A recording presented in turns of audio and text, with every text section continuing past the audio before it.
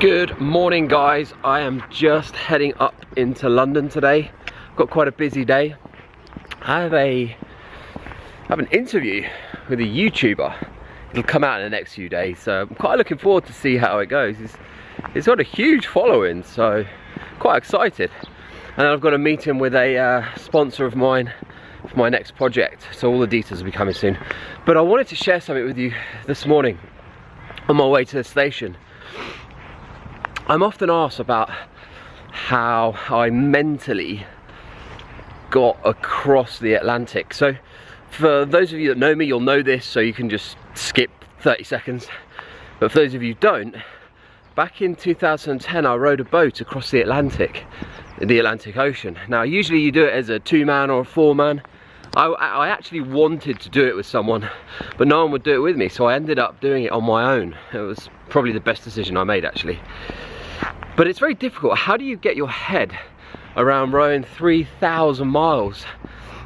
You just cannot grasp how far that is to row in a boat.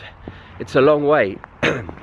And I guess I was probably a little bit naive, which did help me actually in the beginning. But I spoke to a guy who sailed around the world multiple times, and he said, look, if you can survive the first 3 days at sea, you can survive 3 months. It's all about a mindset. And that person was absolutely correct.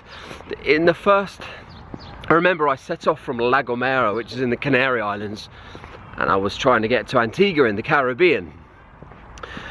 And I remember standing at the dock in La Gomera, and it was a particularly windy day, and the sea was really whipped up, and I just thought, oh my God, what the hell have I done? How the hell am I going to do this?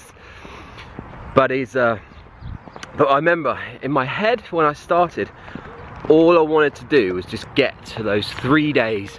And I kept thinking about that chap who told me that. And I just kept thinking to myself, 3 days, and it's gonna get easier. If I can do 3 days, I can do 3 months.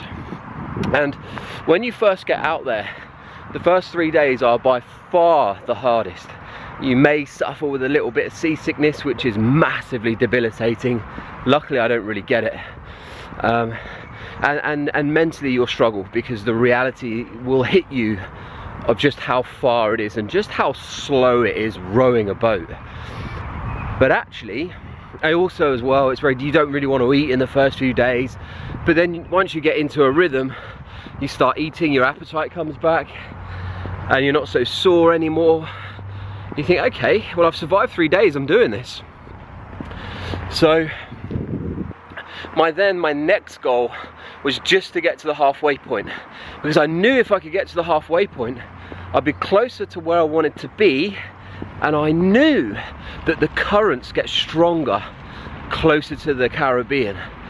So basically it's a downwind route, so you're going to get blown the whole way across, but also you're utilizing the currents, and they get stronger and stronger as you get closer to the Caribbean. And I thought, well, if something goes wrong, I'm closer to where I want to be than where I left from. And sure enough, it took a long time, but sure enough, I got to that halfway point, and the reality all of a sudden kicked in that actually, if I just keep doing what I've been doing and I don't do anything different, I'm going to get to Antigua. And then when that became real, I could finally grasp in my head, I'm really going to do this. All of a sudden, I had so much adrenaline and so much drive every day. I just wanted to be on those oars. If I wasn't eating or sleeping, I was on the oars rowing. And usually it takes about 70 or 80 days to get across. There's a lot of bad weather when I went across, and it took me 110 days. So 110 days at sea in a 23-foot long rowing boat. It's like the length of a car. It's a long way. And it's a very small boat. But I mean, I could talk to you for hours about what it was like, all the different wildlife, everything that I experienced, how I kind of survived. But the only way I got across that ocean was just to break that task down.